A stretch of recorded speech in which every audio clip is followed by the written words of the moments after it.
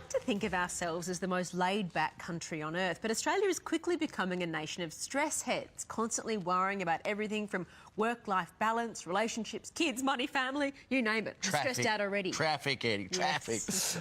The more time we stress over things, the more likely it is to start impacting other areas of our lives. It can affect our health, even leading to issues like heart disease and, of course, depression. But does stress actually exist? Or is it all just a state of mind? Well, to tell us more, we're joined by Dr. John Hinwood from Stress to Strength and psychologist Dr. Tony Bartoni. Good morning to you both. First to you, John, you've said stress doesn't exist, that it's only a perception.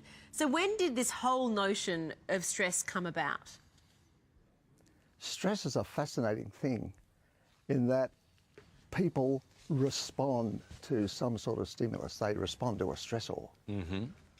And for instance, I may respond to something that really stresses me, and my wife, same thing happens in the environment and it doesn't stress her. Right. And that can be vice versa. So it's always a reaction, how we respond. It's not about the traffic jams, it's not about our relationship, it's not about our boss. It's about how we respond to the communication, what happens in the environment. So if it's all about our response to stimuli, and the response may change from person to person for any given stimulus, why does that mean that stress doesn't exist? Doesn't it just mean that stress is different for every person? Yes, that's correct. And some people can become addicted to it, the same as they can be to alcohol, drugs, shopping, whatever. Yes. They can have an addictive personality towards stress. Okay. Well, John, stress has been linked to many medical conditions, from cancers to heart disease. So how can something that is just purely a perception physically make us sick, or is it still that reaction you're talking about? It's the reaction, because that reaction then sets up in the body a whole range of physiological processes. Yeah. And those physiological processes, there's good hormones and bad hormones. So if they're bad hormones, like there's a great hormone, cholesterol, which we need. Pardon me, I said cholesterol. I meant to say cortisol. Pardon me. Yeah. So cortisol we need.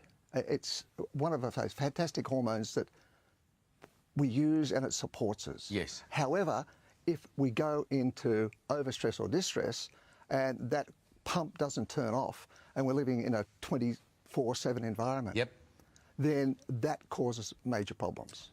Too much of it, our brain can shrink. It cuts off neuronal connections in our brain. Okay. So we get cortisol toxicity and it's counterproductive. Now, Tony, can I ask you, you know, we say that people deal with different stressors and therefore with stress in different ways.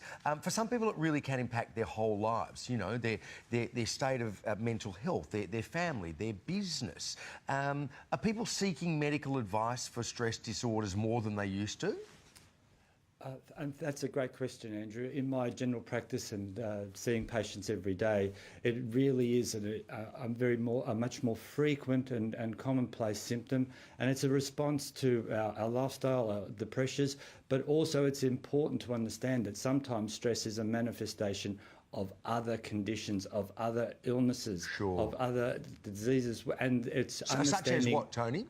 Well, there can be physical illnesses, it could be gut-related disorders, heart disorders, or it could be other things that are much more deep-seated, of course, something like anxiety or depression. And that's really why it's much more complex than just saying it's a state of mind. It is a response to a challenging or a fearful situation, but when it's chronic, when it's unmanaged, or when it's a part of a wider condition, that's when we need to really understand and differentiate and take a good history and manage the patient. And we've got to, in that situation, offer the right advice. Right, yeah. It's tricky because we are talking about stress as sort of a blanket term and it is different for everyone. But, Tony, is it as simple as advising people who suffer from severe stress that they can perhaps use meditation or yoga or those kinds of methods to ease the stress as opposed to medication?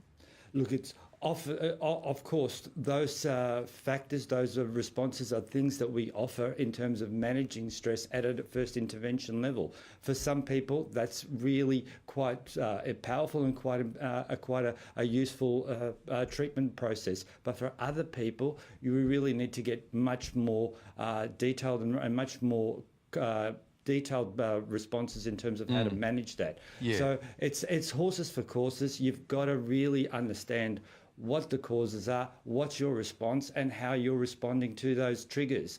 I mean, in a world where we are, surrounded by stimuli, visual stimuli, oral stimuli, emotional stimuli, we're overstimulated, basically. It can be hard to tell what our particular stressors are. So the first step, presumably, is being able to discover what it is that's stressing you. Is that right, Tony? Look, that's absolutely correct, Andrew. You need to sort of identify what are the possible factors in your day-to-day. Is it work? Is it your environment? Is it the drive to work? Is it a whole heap of other issues in the family or in your lifestyle? And then identify if there are other things. And decluttering is often suggested as one of the ways of managing that or identifying that. But sort of balancing your life, with exercise, with reading, with meditation, all those other things go into play. So once you can assess, once you can sort of break it down a bit, then you can understand what it is that is stressing you. Yeah. Try not to sweat the small stuff, I think, is the takeaway. John and Tony, thank you so much for your time this morning. Can't tell if I feel more relaxed or more stressed. What, knowing that it doesn't exist? Or does it? Or does it? No. And what can I do about it? I think that sweating the small stuff is interesting, isn't it? But just sweating generally is a good advice. Getting out and exercising is a massive... Yeah, but don't let the traffic bother you and everything to do, everything to do with the family and the kids or technology.